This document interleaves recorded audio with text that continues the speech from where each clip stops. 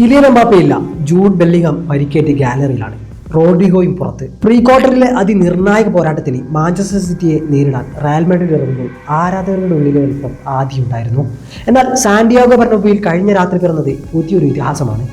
ഇത്രയും കാലം മധ്യനിരയിലെ നിശബ്ദ പോരാളിയായിരുന്ന ഫെഡറിക്കോ വാൽവെർഡെ എന്ന ഉറുഗ്യൻ കരുത്തൻ സിറ്റിയുടെ നെഞ്ചത്തേക്ക് പായിച്ചത് 3 വെടിയുണ്ടകൾ. തന്റെ കരിയറിലെ ആദ്യ ചാമ്പ്യൻസ് ലീഗ് ഹാട്രിക്കിലൂടെ വാൽവെർഡെ ലോകത്തോട് വിളിച്ചു പറഞ്ഞു, ഞാൻ അണ്ടർറേറ്റഡ് അല്ല, അൺസ്റ്റോപ്പബിൾ ആണ്. സിറ്റിയുടെ പടുകൂറ്റൻ പ്രതിരോധ നിരയെ നോക്കുകുത്തിയാക്കി കേവലം 42 മിനിറ്റുകൾക്കുള്ളിലാണ് വാൽവെർഡെ തന്റെ പോരാട്ടം പൂർത്തിയാക്കിയത്. സിറ്റി ഗോളി ഡൊണ്ണാറുമയെ നിഷ്പ്രഭനാക്കിയ ഗ്രൗണ്ട് ഷോട്ട്, വിനീഷ്യസിന്റെ പാസിൽ നിന്നുള്ള മനോഹരമായ ഫിനിഷിംഗ്, ഒടുവിൽ പ്രതിരോധ നിരക്കാരെ കബളിപ്പിച്ച് ബോക്സിനുള്ളിൽ തീർത്ത മാന്ത്രിക ഗോള്. ഹാട്രിക് തികയുമ്പോൾ ഗാലറിയിലെ എംബാപ്പയും ബെല്ലിംഗമും പോലും സീറ്റിൽ നിന്ന് എഴുന്നേറ്റ് പോയി.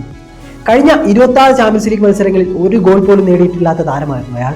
ഈ ടൂർണമെന്റിൽ ഇന്നേ വരെ ഒരു മത്സരത്തിൽ ഒന്നിൽ കൂടുതൽ ഗോളും അയാളുടെ പേരിലില്ല. എന്നിട്ടും ആദ്യ പകുതിയിലെ ആ 42 മിനിറ്റുകളിൽ വാൽവെർഡെ കരിയറിലെ ആദ്യ ഹാട്രിക് കുറിച്ചിട്ടു, രാജകീയമായി തന്നെ. യൂട്ടിലിറ്റി പ്ലെയർ എന്ന നിലയിൽ ഡിഫൻസിലും മിഡ്ഫീൽഡിലും ഒരുപോലെ പണിയെടുക്കാറുള്ള വാൽവെർഡെയുടെ ഈ ഗോളടി മേളം സിറ്റി ഒട്ടും പ്രതീക്ഷിച്ചതല്ല. എർലിംഗ് ഹാലൻഡ് മൈതാനത്ത് ഉത്തരമില്ലാതെ ഒഴുകുമ്പോഴാണ് റയലിന്റെ ക്യാപ്റ്റൻ ആംബാൻഡ് അണിഞ്ഞ ആ 27കാരൻ സിറ്റിയുടെ വിധി നിശ്ചയിച്ചത്.